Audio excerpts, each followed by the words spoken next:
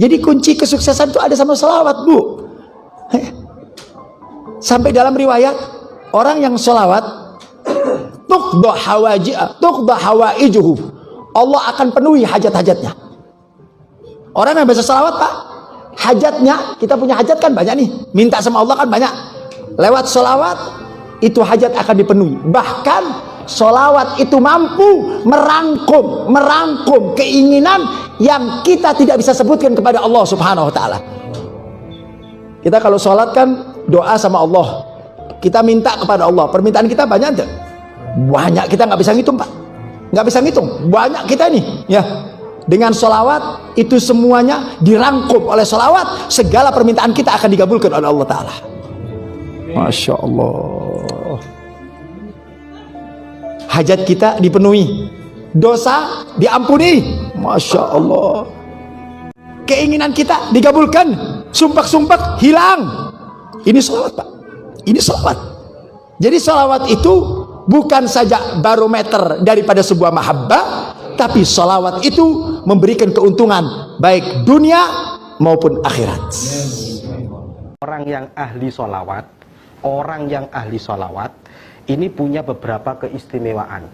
Salah satunya, orang yang senang baca sholawat, besok kalau punya anak-anaknya akan dijadikan anak yang alim, anak yang soleh dan solehah. Walaupun di masa-masa awalnya dia agak nakal, tapi pada titik akhirnya dia akan disembuhkan dengan barokahnya sholawat. Yang kedua, istimewanya orang yang baca sholawat itu, semua urusannya akan dimudahkan oleh Allah, termasuk urusan ekonomi. Makanya kalian tidak akan pernah melihat orang yang ahli sholawat, dia hidupnya hidupnya kekurangan, dia hidupnya kemiskinan, nggak ada. Kita belum pernah menemukan nih orang yang ahli sholawat hidupnya miskin, gak ono. Karena memang jaminan dari orang yang baca sholawat itu akan dimudahkan urusannya, termasuk ekonomi. Kemudian salah satu dari guru saya mengatakan orang yang ahli sholawat, doa-doanya akan mudah dikabulkan oleh Allah. Nah, memang salah satunya doa dikabulkan adalah dimulai atau diakhiri dengan sholawat. Dan salah satu istimewanya lagi orang yang baca sholawat itu adalah dia tidak akan meninggal kecuali dicabut nyawanya oleh Allah dalam keadaan husnul khotimah. Ini bonus yang luar biasa. Sholawat ini ibadah yang tidak pernah tertolak, ya, ibadah yang tidak pernah tertolak karena lewatnya Kanjeng Nabi. Kalau yang lainnya harus syarat ini, syarat ikhlas, ada riak sedikit nggak keterima. Tapi kalau sholawat satu-satunya ibadah yang pasti diterima oleh Allah Subhanahu wa taala. Sesibuk apapun, dimanapun besok kalian berada, maka jangan sampai meninggalkan yang namanya sholawat. Kalau kita pengen diberi dunia oleh Allah, maka dekati orang yang dunia dicipta karena dia, dan itulah Habibuna Muhammad. Dekati Nabi Muhammad. Itu yang menyampaikan adalah Nabi Muhammad. Rugi orang kalau tidak mau dekat kepada Nabi Muhammad. Dan majelis ini kami menyuruh kepada semuanya, jangan tinggal baca salawat yang pendek aja. Sallallahu ala Muhammad, sallallahu ala Muhammad.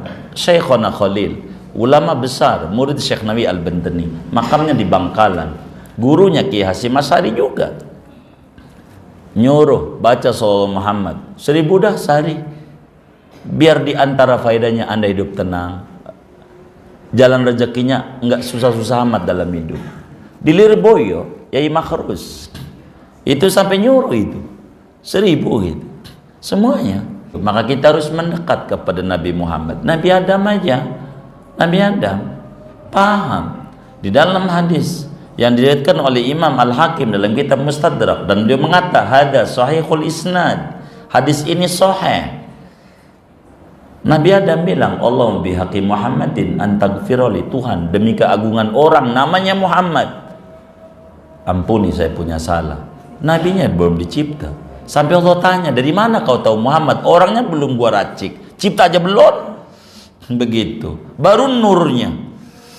Kutul lihat di surga ada tulisan Muhammad Rasulullah, Muhammad Rasulullah. Pasti orang hebat, namanya disandingkan dengan namamu.